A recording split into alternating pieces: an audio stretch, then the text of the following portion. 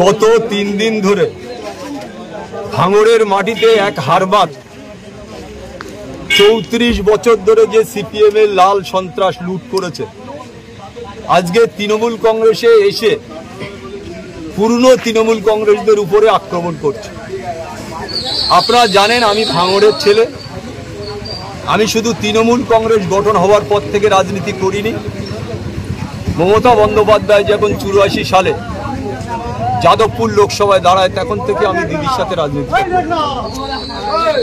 আজকে যেটা আমার বলার, যে এক এক করে যারা ভাঙড়ের পুরনো তৃণমূল কংগ্রেস যারা লড়াই করেছে, জীবন দিয়েছে, গত পঞ্চায়েতে হয়তো আমি মারা যেতে পারতাম, আমার ছেলে মারা যেতে পারত, খাদিজা বিবি মারা যেতে পারত, তাদের উপরে গত পরশু থেকে শওকত মোল্লা নিজে যে আরাবুলের যেসব ছেলেরা আছে তাদের হাত ভেঙে দাও, পা ভেঙে দাও, তাদের গুড়িয়ে দাও, তাদের মেরে দাও, তার বক্তব্য আপনারা ইতিমধ্যে বিভিন্ন চ্যানেলে প্রকাশ হয়েছে। আমি শুধু আজকে একটা কথা অনুরোধ রাখবো মাননীয় মুখ্যমন্ত্রীর কাছে, যে আমরা এই দলটা করব কি করব না। আমরা তৃণমূল কংগ্রেস করতে গিয়ে সিপিএম এর কাছে রক্ত ঝরেছে, আমাদের অন্য দলের কাছে আমরা মার খেয়েছি। আজকে যিনি এখানে এসে অবজারভার বলে যিনি দাবি করে এলাকার যেভাবে সন্ত্রাস করছে, আজকে যারা মেরেছে তারা কিন্তু কেউ ভাঙড়ের ছেলে নয়।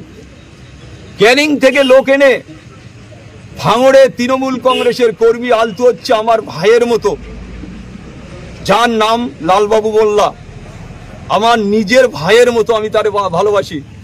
24টা ঘন্টা আমার সাথে থাকে, আপনারা মিডিয়ার লোক সবাই জানেন। তার গাড়ি ভাঙা হয়েছে, তাকে মেরে দেবারও ষড়যন্ত্র হয়েছিল, কোনো রকম ভাবে সে প্রাণে বাঁচে। যে অফিসটায় আমি ভোজেরহাটে বসি সে অফিসটা পর্যন্ত গুড়িয়ে দেওয়া হয়েছে। সমস্তটা সিসিটিভি ক্যামেরা থাকার পরেও তারা সমস্ত সবাই মুখ বেঁধে এই গাড়ি ভাঙচুর করে, পার্টি অফিস ভাঙচুর করে। কি কারণে হামলা? কি আপনারা দেখেছেন হামলা কি কারণে? আরাবুল ইসলামের গোষ্ঠী করে, ফেসবুকে কোনো ছবি ছাড়ে আরাবুল ইসলামের, সেটা হচ্ছে কারণ।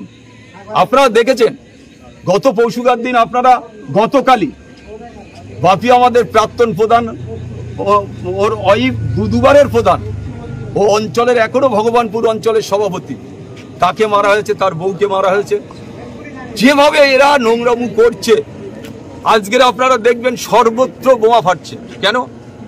একটা সন্ত্রাস কায়েম করার জন্য ভাঙড়ে নতুন করে শওকত মোল্লার নেতৃত্বে গোটা ভাঙড়ে যারা পুরনো তৃণমূল কংগ্রেস আছে তাদের উপরে আক্রমণ করা চলছে। আমি শুধু দিদির কাছে হাত জোড় করে অনুরোধ রাখবো, অভিষেক বন্দ্যোপাধ্যায় আমার নেতা, আমার নেত্রী হচ্ছে মমতা বন্দ্যোপাধ্যায়। তানার আদর্শ নীতি নিয়ে আমি 2006 সালে ভাঙড় থেকে বিধায়ক হই। তানার আশীর্বাদ এখনো, আমি তানার কাছে শুধু হাত জোড় করে বলবো যে আমরা কোন পথে যাব, এর বিচার আমরা চাই। এই অন্যায়ভাবে রাত দুপুরে তৃণমূল কংগ্রেসের কর্মীদের উপরে আক্রমণ,